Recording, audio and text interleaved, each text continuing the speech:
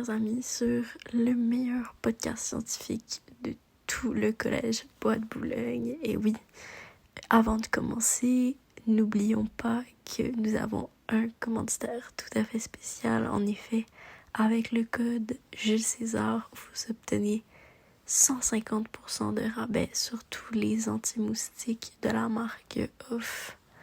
Voilà, n'hésitez pas. Bon podcast. Bon retour à l'épisode de Micro et Mystère.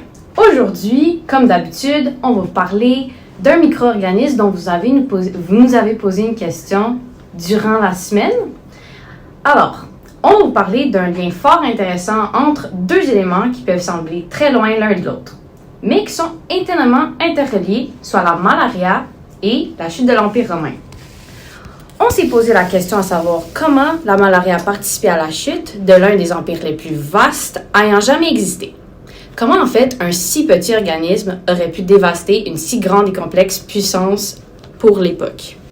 Premièrement, par rapport aux micro-organismes, j'ai appris que d'après le site Futura Science, des chercheurs ont trouvé des traces d'ADN mitochondrial provenant d'un parasite Plasmodium. Il y a deux types de parasites, le Vivax et le Placiparum, qui sont retrouvés dans les zones humides et marécageuses, comme l'Afrique ou l'Empire romain à cette époque. Est-ce que tu sais comment ce parasite a été formé ou son cycle de vie? Oui, alors en fait, durant mes recherches, j'ai pu trouver dans l'encyclopédie en ligne Universalis que le Plasmodium, en fait, avait deux phases dans sa reproduction. Il y avait premièrement une reproduction asexuée chez l'humain et aussi une reproduction, sexuée chez l'humain et asexuée chez le mystique. Donc, si je comprends bien, la malaria vient de la piqûre d'un moustique. Pour les humains, exactement. Et en fait, à ce moment-là, on dirait que le parasite, en fait, survit bien dans des pH de 7,4, vu que c'est les pH de notre sang humain. Et probablement qu'il aussi vit dans des températures autour de 37 degrés, puisque c'est la température de notre corps. En fait, les chercheurs ont trouvé au centre at the Center of Disease Control and Prevention, que le micro-organisme ne peut pas compléter son cycle de développement en dessous de 20 degrés, d'une température de 20 degrés.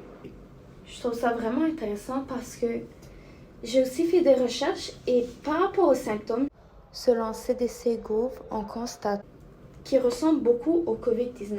La fièvre, les frissons, maux de tête, douleurs musculaires, fatigue ou même la nausée. Dans les cas les plus graves, ça pouvait entraîner à l'anémie, l'insuffisance rénale, qui est l'incapacité des reins à filtrer correctement les déchets métaboliques, du sang, des convulsions qui sont reliées par rapport à l'épilepsie. Il y a aussi le coma ou même, dans les cas les plus forts, le décès. Puis les traitements, sûrement des plantes. Est-ce que vous pourriez en dire un petit peu plus là-dessus, comme traitement naturel, des onguents, je sais pas? Alors, pour avant, je sais que peut-être ils utilisaient des plantes, mais je sais que récemment, on a essayé de faire des traitements avec des médicaments antipaludiques tels que la chloroquine puis l'artémisine. Et ça a fonctionné, cependant que récemment, on a découvert des nouvelles résistances. Selon l'encyclopédie en ligne Universalis, Une question de temps, en fait. Le parasite devrait réussir à sortir de l'organisme par lui-même, mourir, en fait. Puis, si je me rappelle bien, il y en a un en particulier qui arrive à mourir en quelques mois, mais les autres peuvent prendre plusieurs années Avant de sortir de l'organisme? avant que le parasite meure wow. Puis arrive plus à se reproduire dans l'organisme. Fait qu'à ce moment-là, c'est sûr que s'il reste dans une zone qui a une possibilité d'infection, c'est encore plus long. À ce moment-là, ça va pas arrêter, on s'entend. Fait que c'est sûr qu'il devrait sortir d'une zone où le paludisme est pas possible aussi.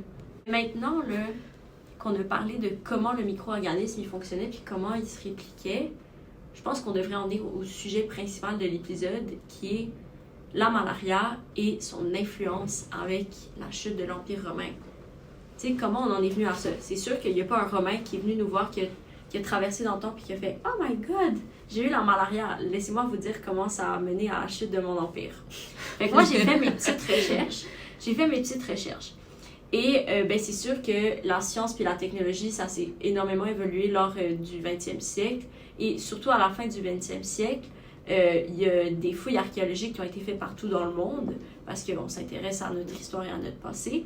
Puis entre 1992 et 1998, il y a des chercheurs anglais et américains qui retrouvent des ossements de jambes d'enfants infectés par Plasmodium falciparum, qui est le plasmodium principal à infecter l'humain, dans le fond, et qui va causer la malaria.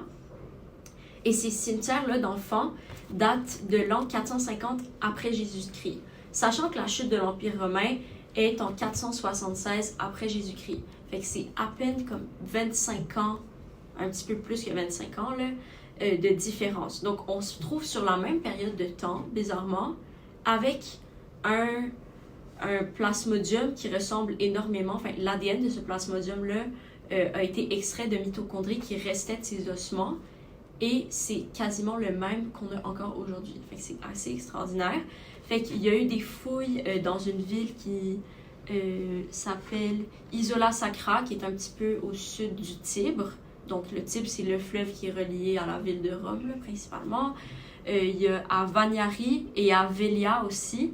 Donc c'est toutes des zones qui sont humides ou marécageuses. Puis comme vous le disiez tantôt, ben, c'est principalement là que les moustiques vont se trouver dans les eaux stagnantes. C'est leur site de reproduction principal.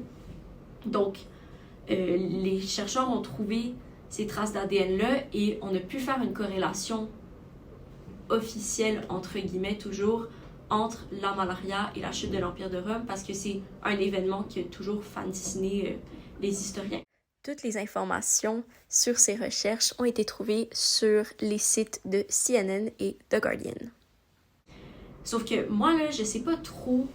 Tu sais, c'est tellement dur, là. On a des vecteurs qui sont des moustiques, mais tu sais, comment ça se fait que ça s'est propagé dans l'Empire? Tu sais, c'est quoi? Il y a eu plus de moustiques d'un seul coup, là, près de Rome, puis on a eu une invasion. Je comprends pas trop comment ça a pu être fait, là.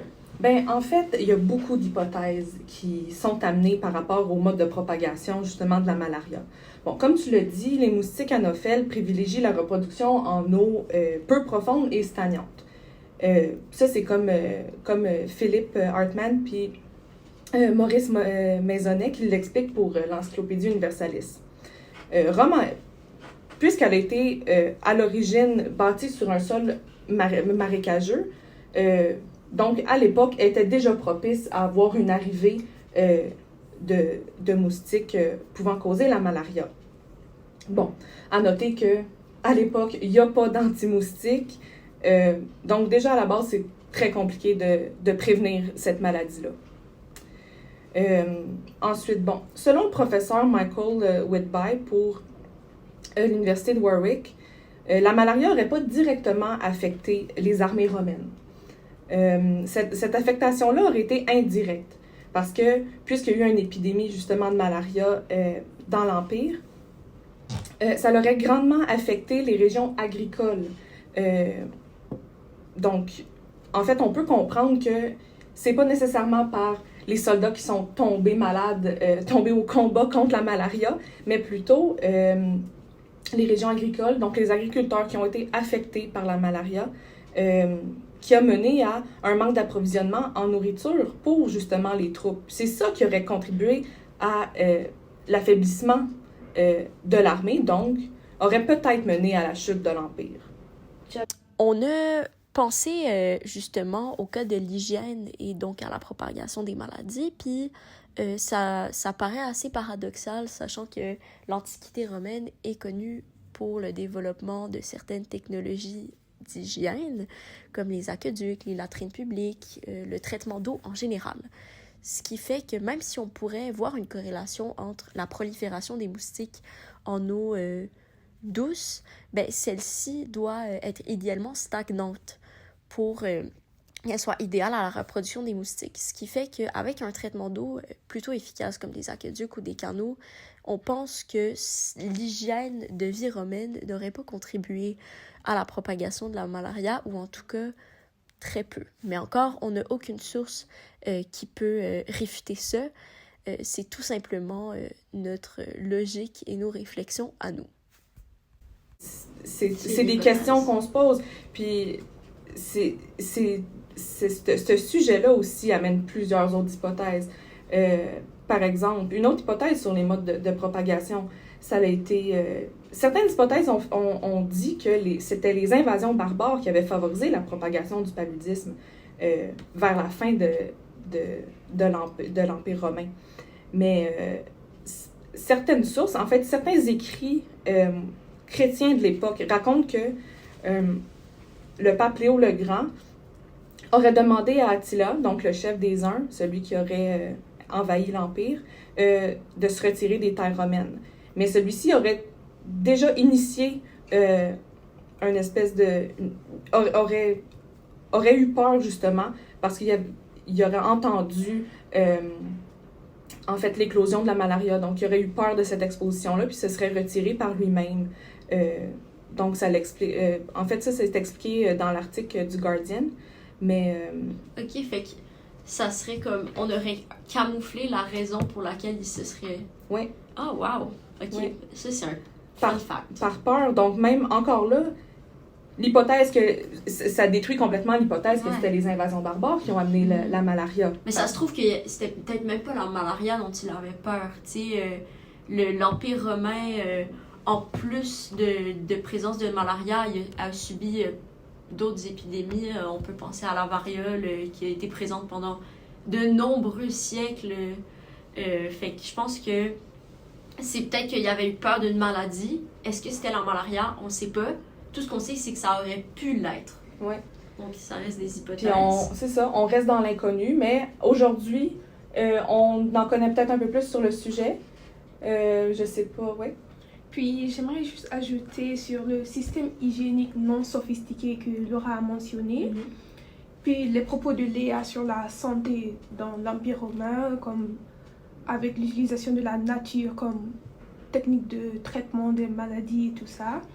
Et Emma aussi avait mentionné Philippe Hartmann, professeur de santé publique à la faculté de médecine de Nancy. Et Maurice Maisonnet, professeur honoraire d'hygiène de médecine préventive et de santé publique à la faculté de médecine de Rouen. Ces deux professeurs ont en fait monté une étude qui aurait un peu plus, serait plus focus sur l'hygiène dans l'Empire romain. Par exemple, ils ont prouvé que lors de la chute de l'Empire romain, l'hygiène a été détériorée, notamment en plus de la santé publique. Ce ne sont que des siècles plus tard qu'une amélioration a été observée avec la venue de Johann Peter Frank. C'est un pionnier des travaux sur la portée de l'hygiène. Il a publié plusieurs livres qui en parlaient afin d'améliorer l'hygiène dans l'Empire romain après sa chute. Sur ce point aussi, on reste très incertain sur la malaria de nos jours. C'est l'une des maladies les plus mortelles et incurables.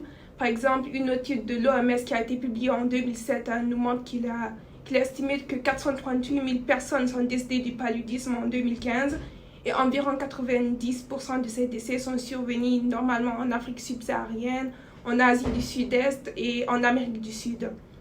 Donc, il est essentiel de continuer à prendre les précautions nécessaires en voyageant dans ces milieux, tels que apporter des pesticides, prendre des vaccins nécessaires et aussi se protéger avec des moustiquaires. Puis, ouais, c'est tout. Ben, c'est impressionnant les chiffres que tu dis.